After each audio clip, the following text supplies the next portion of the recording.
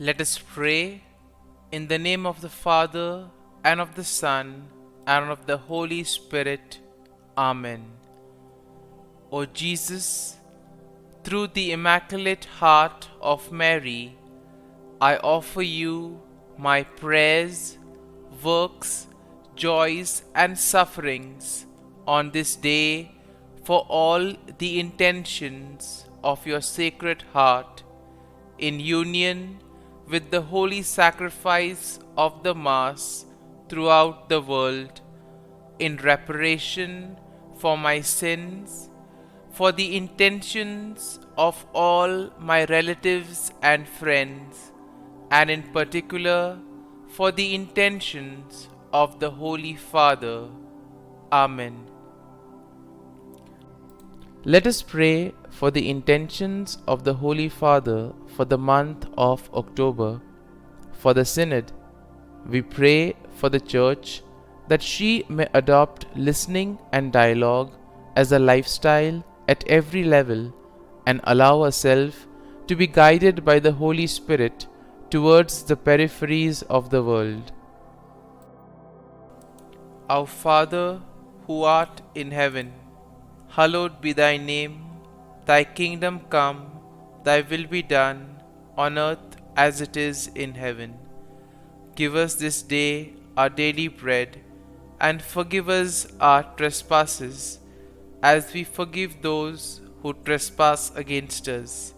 And lead us not into temptation, but deliver us from evil. Amen. Hail Mary, full of grace, the Lord is with you. Blessed are you amongst women, and blessed is the fruit of thy womb, Jesus. Holy Mary, Mother of God, pray for us sinners, now and at the hour of our death. Amen. Glory be to the Father, and to the Son, and to the Holy Spirit, as it was in the beginning, is now, and ever shall be, world without end. Amen. My dear friends, the Word of God welcomes us this morning.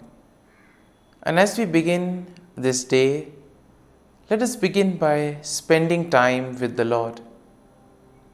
As we have decided to welcome this day in the presence of the Lord, let us begin by thanking Him for all that He has done for us, all the blessings that He has bestowed on us, and most importantly, for all the graces, for all the favors that He has given us right from our birth till now. On many occasions, we see that because we are caught up with so many other activities, because of our busy schedule, we don't pay attention to these small details that are there in our lives. Very often, these graces, these blessings, which are so important in our lives, are kept aside. And therefore today, as we begin today's morning prayer, we ask the Lord to give us the grace so that we may be able to appreciate the good things that He has done for us. And therefore, it is appropriate that we begin today's prayer by thanking the Lord for all that He has done for us. First and foremost, we thank the Lord for the gift of life, for giving us talents, abilities, and various opportunities in our lives. We also thank the Lord for the gift of our family members, friends, relatives, near and dear ones, and all those who play a very important role in our lives. Now we see that there are so many people who have been instrumental in our lives in so many ways. These people have dedicated their time and effort, and thus they have shaped and helped us become who we are. And therefore we thank the Lord for their presence in our lives, and we also ask the Lord to bless them so that they may be able to have the fullness of life. We also thank the Lord for the gift of this day, yet another day that we have been given to make good use of our talents, of our abilities, and more importantly, to make a difference not only in our lives but also in the lives of those around us. We also thank the Lord for the various opportunities that He has given us. Opportunities to put our talents, to put our abilities to use. And at the same time, opportunities to help others make a difference in their lives. Lord, we also want to thank You for all the experiences that You have given us. Some of these experiences may be really good. We may want to cherish these experiences. But there may be other experiences which may be bitter, which may be harsh. Nonetheless, these bitter experiences may have taught us a lot in life. These are the experiences that have made us stronger.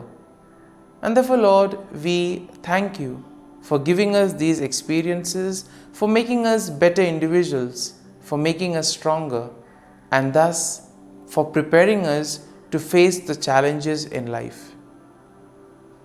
And therefore, my dear friends, as we participate in this morning prayer, let us ask the Lord for this grace that we may be able to radiate His presence to the world around us, that we may be able to become messengers of peace, joy, and love, spreading His message of goodness, spreading His message of peace and love to the world around us.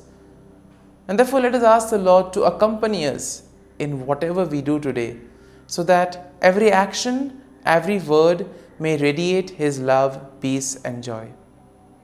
And now, my dear friends, let us reflect and meditate on Psalm 58. As usual, we shall have a general overview of the psalm, and then we shall take a look at the psalm in detail. Now, we see that Psalm 58 is a psalm of lament that is attributed to David. It is a powerful and impassioned plea for God's justice against wicked rulers and unjust judges. And therefore, we see that the psalm can be also divided into three main sections. The first section, which is basically a denunciation of wickedness and a call for God's judgment, and this we'll find in verses 1 to 5. Then the second part of the psalm is a depiction of the fate of the wicked, which we will find in verses 6 to 9. And finally, we also see a declaration of trust in God's justice and praise for His name. And this theme is found in verses 10 to 11. And therefore, we see that overall, when we look at the psalm, we can see that Psalm 58 is a passionate plea for God's justice against wicked rulers and unjust judges. Even in today's world, we do find ourselves in situations where we may either be victims of injustice or we may also see injustice happening around us. And therefore, this psalm could be quite a reminder for us of how to proceed. The psalm can also be a consoling psalm, telling us that the Lord will take care if we place our faith and trust in Him. Now, we see that the psalm also condemns the deceitful practices of the wicked people, and it also calls for God's swift judgment upon them. The psalm highlights the righteous indignation of the psalmist, who places his trust in God's righteous judgment. And therefore, the psalm will also serve as a reminder of God's love. And therefore, we see that God is the ultimate judge, and we see that the psalm also affirms the faith that justice will prevail. Ultimately, we see that the psalm will lead us to praise and recognize God's faith and trust. And therefore, when we take a look at the psalm in detail, we see that in the first part of the psalm, the first section, David will denounce the wicked rulers and judges who fail to administer peace. And these are the wicked people who oppress the righteous. Here we see that he uses very strong language to describe their wickedness and deceit, calling them gods who speak lies and who weigh out injustice. And therefore we see that David also expresses his righteous indignation by imploring God to break the teeth of the wicked and to tear out their fangs like the fangs of a lion. And here we can see that it's very powerful language, and which probably expresses the anger, the sorrow that David is experiencing, the grief that he is going through. And therefore David also accuses them of being deaf to the voice of charmer, and therefore meaning that they are very unreceptive to the advice that is given to them. In other words, these are the people who are not willing to change. Now, in the second section, we see that David vividly portrays the fate of the wicked. And here he sees that he compares them to a serpent whose venom is useless and cannot harm others.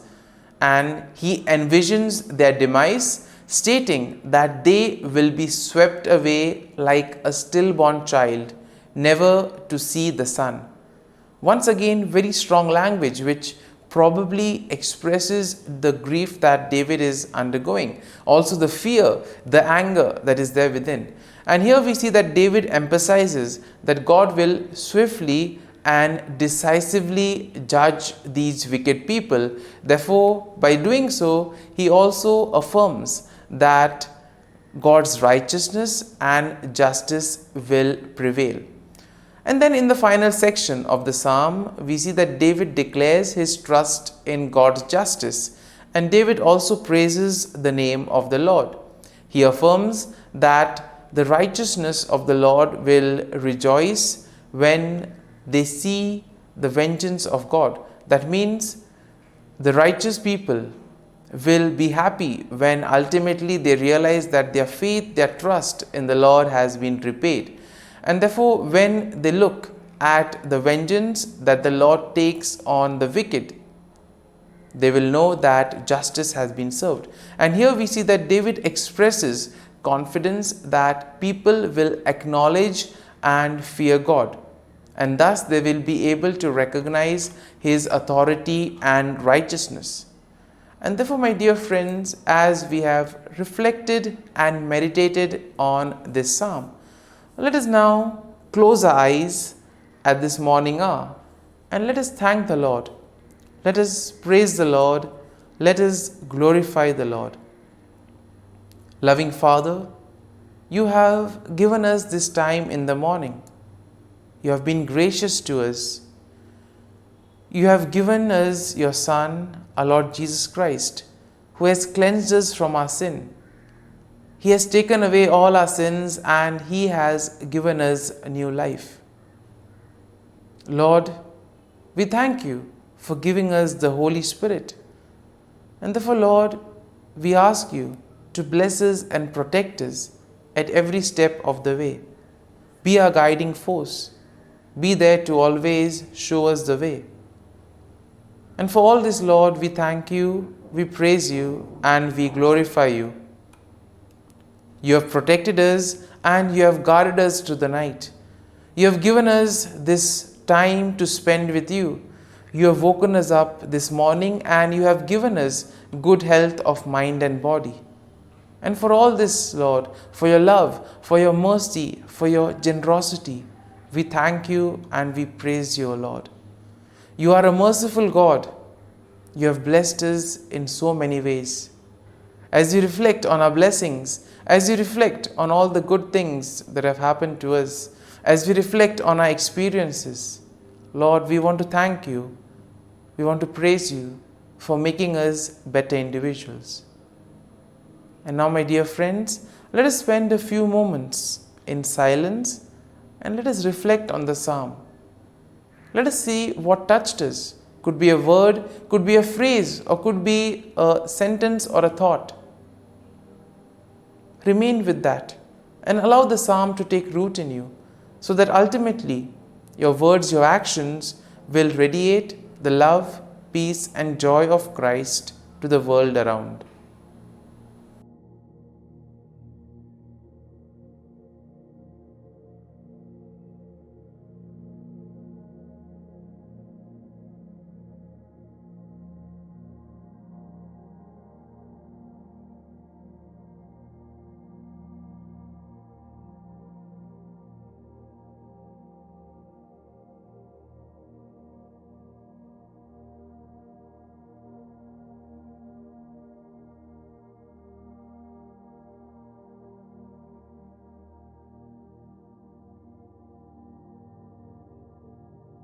Prayer to Saint Michael the Archangel for protection.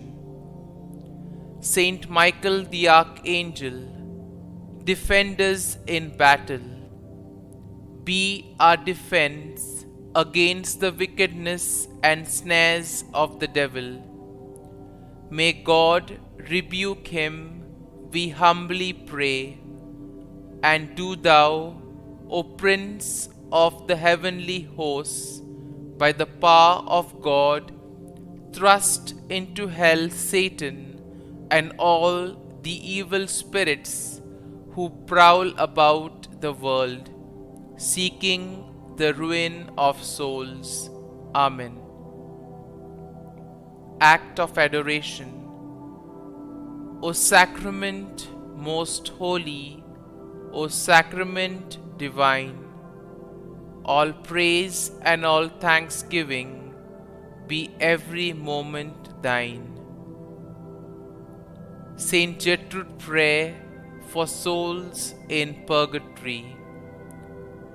Eternal Father, I offer Thee the most precious blood of Thy divine Son, Jesus, in union with the masses said throughout the world today, for all the holy souls in purgatory, for sinners everywhere, for sinners in the universal church, those in my own home and within my family. Amen. May the divine assistance remain always with us, and may the souls of the faithful departed through the mercy of God rest in peace. Amen. Glory be to the Father, and to the Son, and to the Holy Spirit, as it was in the beginning, is now, and ever shall be, world without end. Amen.